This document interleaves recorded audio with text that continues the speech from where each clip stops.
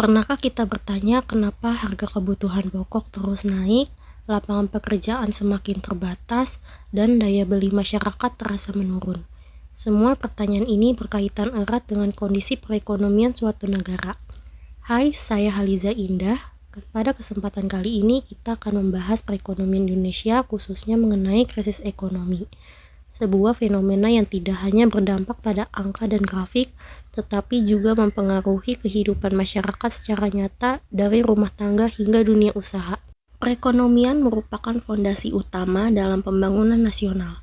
Ketika kondisi ekonomi stabil, pertumbuhan dapat berjalan dengan baik dan kesejahteraan masyarakat meningkat. Namun, ketika krisis ekonomi terjadi, hampir seluruh sektor kehidupan ikut terdampak.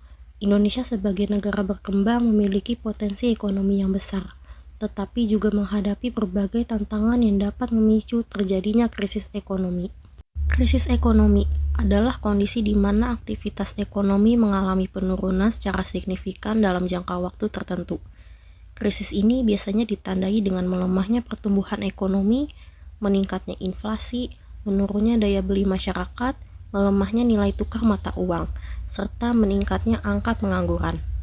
Kondisi ini dapat membuat roda perekonomian berjalan lebih lambat dan menimbulkan ketidakpastian di berbagai sektor. Di Indonesia, krisis ekonomi dapat dipicu oleh berbagai faktor, baik dari dalam negeri maupun dari luar negeri. Faktor global seperti perlambatan ekonomi dunia, konflik internasional, dan kenaikan harga energi serta pangan dapat memberikan tekanan besar pada perekonomian nasional.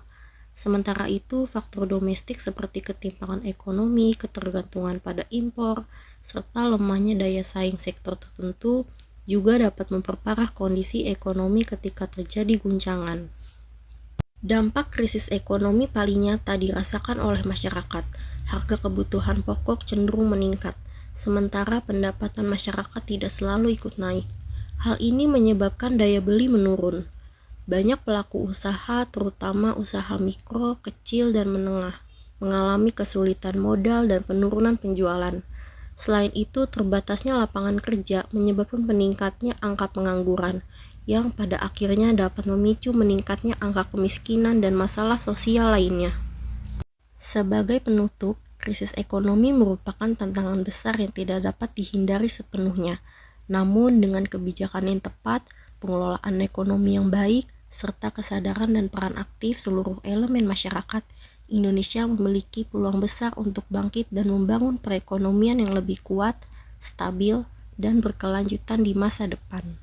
Melalui pemahaman yang tepat mengenai krisis ekonomi, diharapkan kita semua dapat lebih siap menghadapi ketidakpastian ekonomi dan mendukung upaya pemulihan yang sedang dan akan terus dilakukan.